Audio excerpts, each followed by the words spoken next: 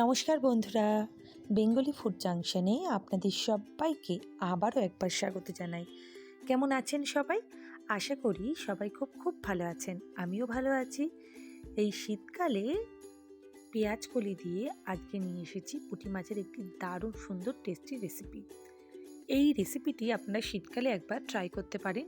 অন্যান্য সময় তো পেঁয়াজ কলি পাওয়া যায় না। চলুন দেখে নিই আজকে আমার এই রেসিপি করতে কী কী লাগছে। এখানে নিয়েছি আমি 200 থেকে 250 গ্রাম মতো পুঁটি মাছ। পুঁটি মাছটি ভালো করে কেটে ধুয়ে নুন হলুদ মাখিয়ে রেখেছি। নিয়েছি একটু লম্বা লম্বা করে কেটে রাখা পেঁয়াজ কলিটা একটু কিন্তু সরু সরু ধরনের নেবে।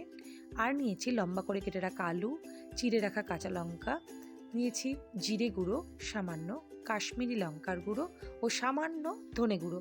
আমি এখানে 1 থেকে 1.5 টেবিল চামচ মতো জিরে গুঁড়ো নিয়েছি আর হাফ চামচ ধনে গুঁড়ো নিয়েছি। দেখুন কত অল্প উপকরণ, কিন্তু টেস্ট ভীষণ ভীষণ সুন্দর। এরপর একটি ননস্টিক প্যানে আমি সর্ষের তেল গরম করে নিয়েছি। একে একে আমার পুঁটি মাছগুলো ভেজে নেব। বলেছি পুঁটি মাছগুলো আগেই আমি ভালো করে নুন হলুদ মাখিয়ে রেখেছিলাম। এরপর একটা একটা করে পুঁটি মাছ দিয়ে পুঁটি মাছগুলো এপিট ওপিট করে একটু ভালো করে ভেজে নিতে হবে। আজকের এই রেসিপিটি যদি আপনাদের ভালো লেগে থাকে তাহলে লাইক, শেয়ার ও কমেন্ট করতে একদমই ভুলবেন না। আর আমার চ্যানেলে নতুন হয়ে থাকলে চ্যানেলটি সাবস্ক্রাইব করে পাশে থাকা বেল বাটনটি চাপ দিয়ে দেবেন। তাহলে আমি যখনই কোনো রেসিপি দেব আপনারা খুব সহজেই দেখে নিতে পারবেন। অবশ্যই বেল বাটনের ওপরে অল টিপে দেবেন, তাহলে সমস্ত রেসিপি আপনারা পেয়ে যাবেন। দেখুন এইভাবে খুব আলতো আলতো করে পুঁটি মাছগুলো উল্টে নিতে হবে। খুবই সাবধানে, তেল যেন খুব গরম থাকে, নাহলে কিন্তু পুঁটি মাছগুলো প্যানে লেগে যাওয়ার সম্ভাবনা থাকে। তবে ননস্টিকে মাছ বিশেষত আটকায় না।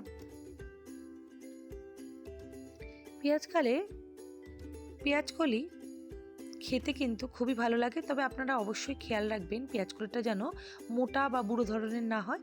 একটু কচি কচি পেঁয়াজ কলি হলে খেতে সেটা বেশি ভালো লাগে আর টেস্টটাও ভালো হয়। শীতকালে বিভিন্ন সবজি দিয়ে মাছ করার সাথে সাথে পেঁয়াজ কলি মাছটি যেন আরও বেশি ভালো লাগে। এরপর ওই তেলে আমি কালো জিরে ফোড়ন দিয়ে দেব আমার আগে থেকে কেটে রাখা পেঁয়াজ কলি ও আলুটিও কিন্তু খুবই পাতলা পাতলা করে নিতে হবে, কারণ যেহেতু এটি পেঁয়াজ কলির সাথে একই সাথে ভাজা হবে। এরপর আমি দিয়ে দিচ্ছি এখানে আমার চিড়ে রাখা কাঁচা লঙ্কা। আপনারা চাইলে কাঁচা লঙ্কা বাটাও দিতে পারেন, কিন্তু আমি এখানে খুব সহজে রান্নাটি করার জন্য কাঁচা লঙ্কা চিড়ে দিয়েছি।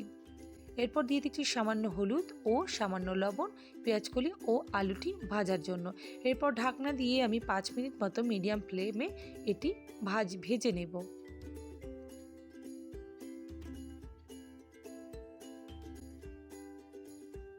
এরপর অন্যদিকে একটি পাত্রে জিরে গুঁড়ো, ধনে গুঁড়ো, কাশ্মীরি লঙ্কার গুঁড়ো দিয়ে একটু সামান্য জল দিয়ে আমি একটি ঘন পেস্ট তৈরি করে নেব। তাহলে কি হয়, একবারে আলাদা আলাদা করে জিনিসগুলো না দিয়ে একসাথে ঘন পেস্টটি দিলে সেটির ঝোলটি বেশি ভালো হয়। এরপর ঢাকনা খুলে যখন দেখব পেঁয়াজকলি আলু নরম হয়ে গিয়েছে, তখন আমি এর মধ্যে দিয়ে দেব আমার পেস্টটি, যেটি আমি আগেই করে রেখেছিলাম। এরপর ভালো করে নেড়েচেড়ে নেব। দেখুন কি দারুণ লাগছে, খেতে কিন্তু দারুণ হয়েছিল। আর সত্যি কথা বলতে আমি প্রথমেই এই মাছটি টেস্ট করলাম, অসাধারণ হয়েছিল খেতে। অনেক রকমভাবেই পুঁটি মাছ খেয়েছি, তবে পেঁয়াজকলি দিয়ে খাওয়া হয়নি, তাই একবার রান্না করেছি আর আপনাদের সাথেও সেই রেসিপিটি আজকে শেয়ার করলাম। কথা দিচ্ছি একবার ট্রাই করে দেখুন, প্রত্যেকেরই ভালো লাগবে। এরপর আমি পুঁটি মাছগুলো দিয়ে ভালো করে নাড়াচাড়া করে মশলার সাথে মিশিয়ে নেব। জল দেব খুব সামান্য, বেশি জল দেওয়ার দরকার নেই, এটা ঝোল ঝোল হবে না, বেশ একটু গা মাখা ভাব হবে।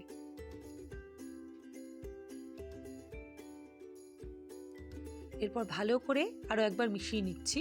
পুঁটি মাছ কিন্তু আলতো হাতে নাড়াচাড়া করবেন, নাহলে কিন্তু ভেঙে যেতে পারে। এরপর দিয়ে দেবো ওপর থেকে গরম জল। আমি কিন্তু এখানে গরম জল ব্যবহার করেছি। দেখুন কতটা জল দিলাম। যেহেতু আলু, পেঁয়াজকলি, মাছ সবই মোটামুটি সেদ্ধ হয়ে আছে, তাই বেশি জলের প্রয়োজন নেই। এরপর ঢাকনা খুলে ওপর থেকে ধনেপাতা ছড়িয়ে গরম গরম সার্ভ করুন আজকে আমাদের শীতের পেঁয়াজকলি দিয়ে পুঁটি মাছের রেসিপি। মাছ রেডি হয়ে গিয়েছে।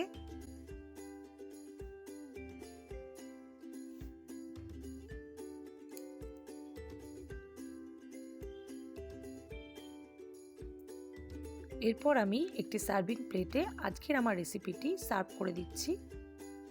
আশা রাখি আজকের এই রেসিপিটি আপনাদের সবারই ভালো লাগবে। ভালো লাগলে একটি লাইক করতে ভুলবেন না। সবাই ভালো থাকবেন, সুস্থ থাকবেন। সবাইকে অসংখ্য ধন্যবাদ ভিডিওটি দেখার জন্য।